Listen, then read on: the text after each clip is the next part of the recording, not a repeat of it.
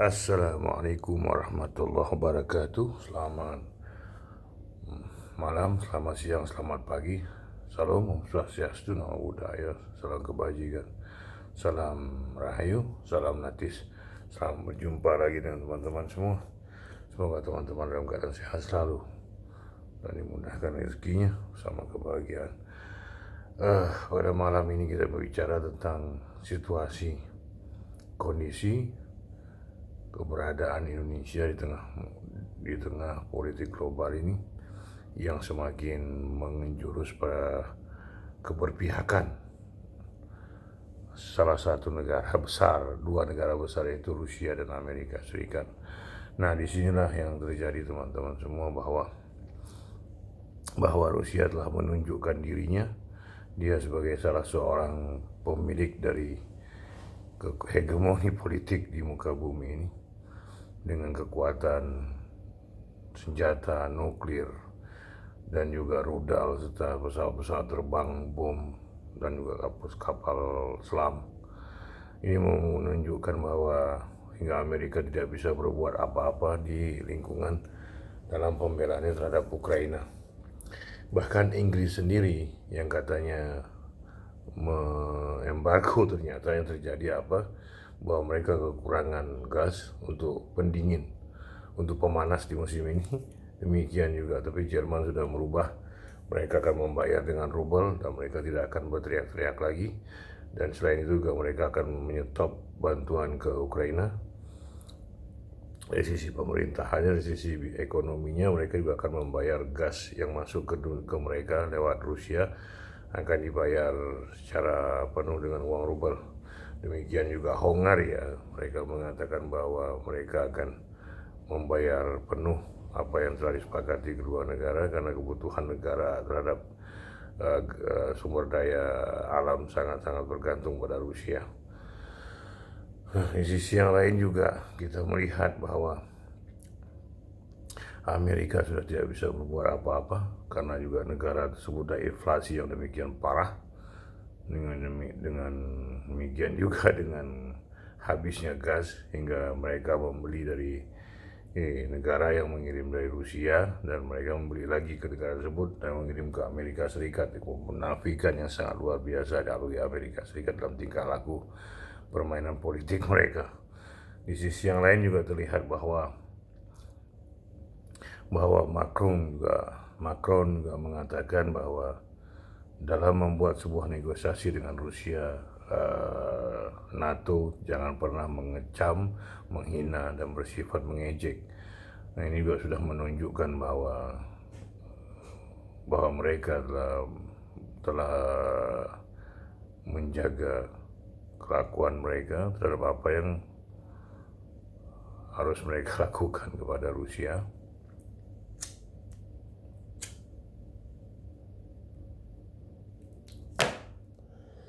Di sisi lainnya juga mereka juga telah menunjukkan kehormatannya amat sangat dengan Rusia. Nah, Amerika masih ngotot dan masih menunjukkan bahwa dia masih menjadi negara hegemoni yang penegara hegemoni di dunia. Ternyata Amerika tidak bisa berbuat apa-apa dan mengirim senjata ke Ukraina pun senjata-senjata bekas dari tahun-tahun 80-an. Jadi bukan senjata-senjata yang kekinian. Nah, itulah buktinya bahwa Rusia telah mengedit sistem perpolitikan hegemoni di muka bumi ini, dan Rusia telah menunjukkan dirinya bahwa mereka sudah mulai kuat. Mereka telah mulai menunjukkan bahwa mereka pun bisa berbuat seperti Amerika buat dalam wilayah-wilayah yang dikuasai oleh Amerika. Nah, jadi apa yang terjadi dengan Rusia sangat menunjukkan perubahan-perubahan yang mendasar sekali. Jadi dari Rusia inilah jadi perubahan, ada perlawanan terhadap negara-negara yang selama ini sangat takut pada Amerika seperti India, lalu Pakistan, dan juga beberapa negara lainnya. Bahkan Arab Saudi sendiri pun telah berkali-kali mengabaikan Amerika. Demikian juga Qatar telah mengabaikan Amerika, negara-negara Teluk juga telah banyak mengabaikan Amerika secara penuh. Dan ini adalah perubahan-perubahan yang sangat berarti bagi perkembangan di muka bumi ini. Nah, lalu bagaimana dengan Indonesia? Dalam perpolitikan dunia ini, Indonesia selalu melihat bahwa mereka terlambat dalam melakukan sebuah gerakan apapun bentuknya. Jadi seperti seolah menjadi penyeimbang, seolah ingin menjadi penjaga perdamaian, seolah ingin menjadi sebuah negara yang menampakkan dirinya dalam sebuah sikap yang netral. Tapi terkadang netral ini pun membuat kita jadi kesusahan juga. Karena apa? Karena netral itu kadang-kadang tidak membawa kita pada kebaikan. Seperti itu yang terjadi. Nah, tapi di sisi lain pun, karena netral tadi itu memanfaatkan apa yang bisa dipakai oleh Indonesia. Itu sah-sah aja dalam pergaulan politik internasional saat ini gitu, seperti itu. Indonesia membeli berapa ton minyak bumi dari Rusia, berhasil, dan juga lalu kita juga masih membeli tank-tank dari Rusia, lalu kita juga masih melakukan komunikasi dengan Rusia, dan itu sangat baik bagi saya pribadi. Tapi di sisi lain, ketegasan kita pada Amerika yang sering menipu, sering berbohong, sering membuat negara kita nggak ada harga di mata dunia. Inilah yang saya kadang-kadang sangat bingung dengan para pemimpin Indonesia ini, yang selalu asik dengan dimainkan oleh Amerika Serikat. Inilah yang membawa pertanyaan bagi saya. Apa pentingnya Amerika bagi Indonesia? Itu pertanyaan bagi kita. Toh Amerika lebih banyak bergantung kepada Indonesia. Seperti apa? Seperti sumber daya alam, lalu juga seperti emas. Mereka masih bergantung pada Freeport. Lalu mereka bawanya bukan diolah ke Indonesia, tapi mereka bawa ke Jepang, yang diolah oleh base camp militer mereka di Jepang. Jadi olahan-olahan mereka itu dimasukkan langsung ke dalam kapal laut dan langsung dibawa ke Jepang. Lalu kita bisa berbuat apa? Itu pertanyaan kita. Apakah benar kita sudah membuat smelter? Apakah kita benar telah menguasai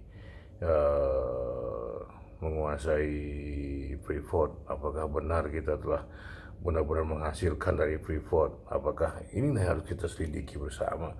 Tapi dalam hal tertentu, penguasaan saham itu juga sangat baik. Tapi di sisi lain, cara saham sih soal biasa, tapi problematiknya adalah bagaimana apa kita benar-benar menguasai Freeport. Ini pertanyaan bagi kita.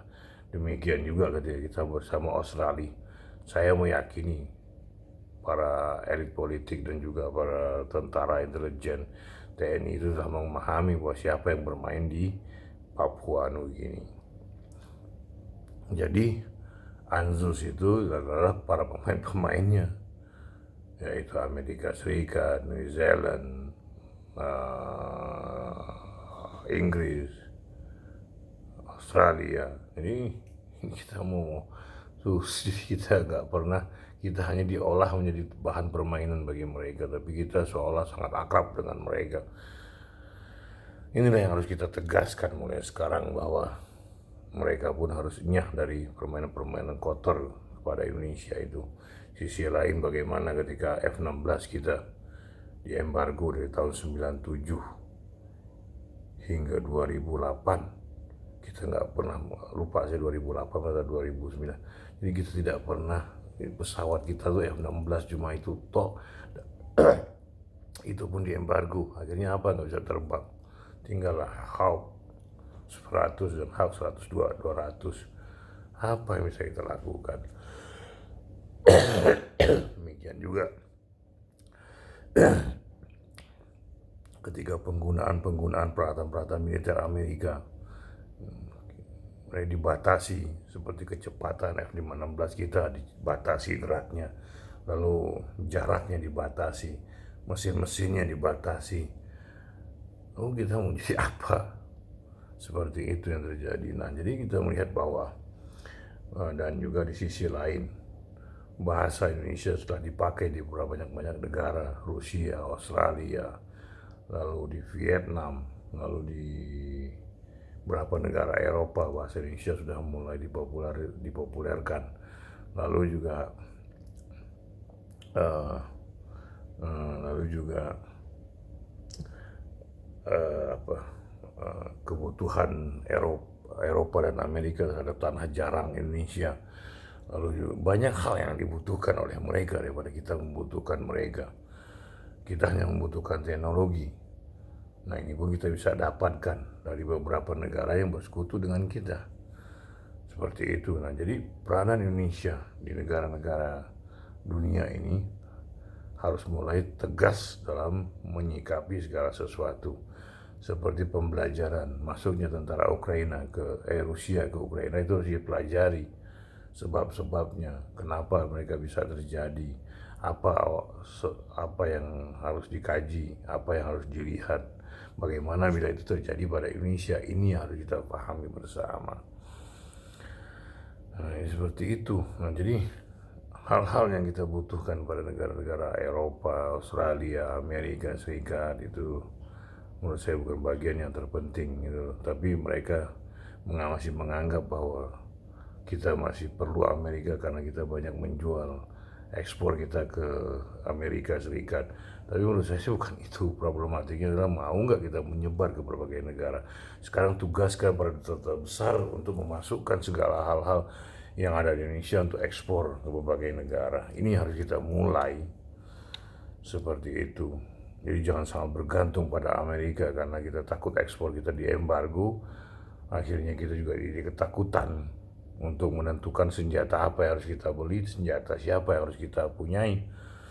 Seperti itu hingga kita membatalkan Su-35 demi tidak diembargo oleh Amerika. Ini kan sebuah kekonyolan yang sangat-sangat fatal buat bangsa ini. Akhirnya apa? Bangsa ini hanya jadi mainan, jadi alat permainan yang selalu dimainkan oleh mereka. Seperti OPM tidak kelar-kelar, lalu penguasaan sumber daya Freeport demikian kuatnya mereka. Lalu apalagi pembelian senjata wajib kepada mereka. Ini apa gitu loh.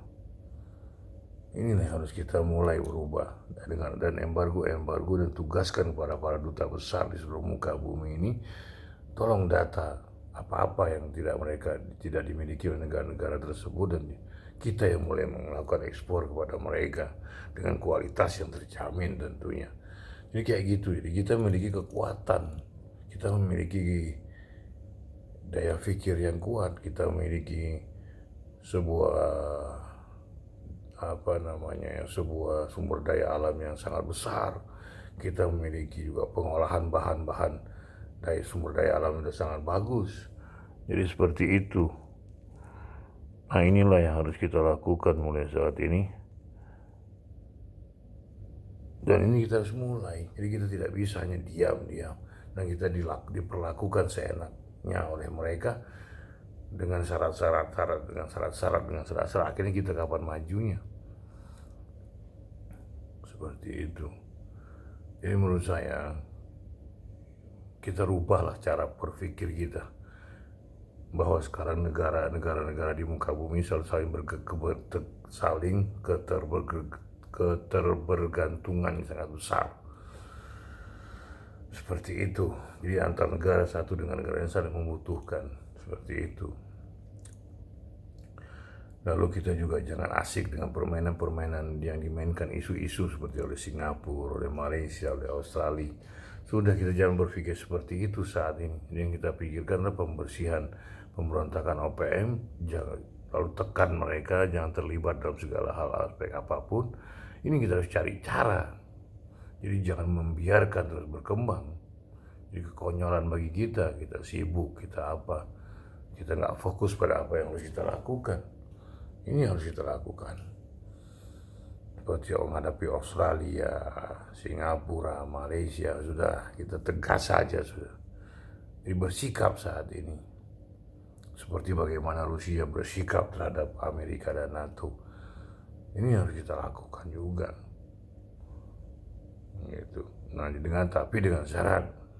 Syaratnya apa? Bahwa di tengah elit politik ini dimunculkan orang-orang yang memiliki kekuatan berpikir, kekuatan intelektual yang kuat. Seperti itu, memahami geopolitik, memahami geostrategi. Ini harus dikuatkan dalam elemen-elemen pemerintahan, khususnya hubungan luar negeri yang selalu dikoyak-koyak oleh keberadaan yang nggak jelas, dan kita selalu dimainkan oleh mereka dengan memasukkan intel-intel mereka dan memainkan uang dolar mereka kepada orang-orang yang dianggap berpengaruh di Indonesia. Inilah yang harus kita pahami bersama. Dan saya minta juga kepada para presiden, baik yang saat ini maupun seterusnya, tolonglah berpikir tentang negara, bukan berpikir bagaimana kalian menjadi orang yang dihargai bangsa ini. Saya rasa ketika kalian berbuat baik dan kalian melakukan sebuah gerakan yang dihargai oleh dunia, itu pasti dihargai oleh bangsa ini. Seperti Soekarno, walaupun diserang kanan kiri, tapi dia tetap dicintai oleh rakyatnya. Karena apa? Dia berjuang demi integrasi NKRI. Ini harus kita pahami. Nah, inilah yang harus kita kuatkan. Jadi kita melihat bahwa ketergantungan Amerika dengan Indonesia dan ketergantungan Indonesia kepada Amerika itu bukan sebuah hal yang sangat berat, yang sangat besar. Tapi itu seolah-olah dibuat bahwa Indonesia bergantung pada Amerika dengan sangat besar. Bila apa embargo kita mulai pelan-pelan kita kurangi, kita larikan ke berbagai negara lain. Seperti itu. Jadi jangan anggap sesuatu yang sulit, susah. Bukan problematis sulit dan susahnya. Tapi bagaimana kita bergerak melakukan sebuah tindakan awal. Itu yang harus kita pikirkan. Jadi bukan segala sesuatu harus kita rumitkan, tidak. Jadi kita harus pikirkan bagaimana biar ekspor kita tidak bergantung kepada satu negara, tapi berkembang ke berbagai negara. Inilah tugas duta besar. Jadi jangan bergantung pada Amerika. Amerika bukan negara besar. Mereka adalah negara pengutang terbesar, pembohong terbesar. Tapi kita masih diarahkan kepada Amerika hingga kita terjebak oleh permainan mereka yang selalu dimainkan di Indonesia. Covid, terorisme, khilafah, HTI, Wahabi, dan seterusnya. Ini harus kita kuatkan bersama.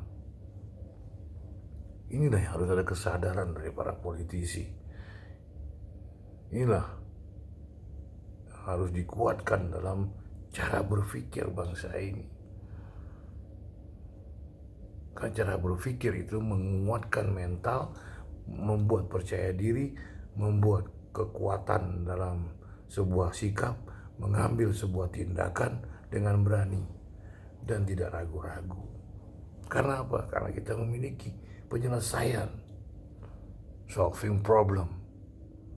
Ini harus kita kuatkan pada diri setiap para elit politik. Jadi ini harus dimulai dari sekarang. Ini harus kita perkuat bersama. Jadi jangan melihat segala sesuatu dari embargo, karena kita selalu bergantung pada Amerika. Ini harus kita alihkan ke berbagai tempat. Apa yang telah kita lakukan, ekspor ke Amerika Serikat. Ini harus kita mulai dan kita gerakkan secara bersama-sama. Jadi karena bangsa ini adalah bangsa yang besar. Non-blok itu bukan berarti kita harus netral secara total. Kita ambil contoh ketika Soekarno merebut Irian Barat dan ketika Eropa dan Amerika membiarkan penguasaan Papua kepada Belanda, dan kita sudah bawa ini ke PBB, mereka masih ngotot bahwa Indonesia tidak boleh mengambil Papua. Tapi apa tindakan Soekarno? Dia lari ke dunia Soviet. Itu yang terjadi. Inilah yang terjadi teman-teman semua. Maka kesadaran itu harus tetap ada dan bersatu. Terima kasih atas perhatiannya. Assalamualaikum warahmatullahi wabarakatuh.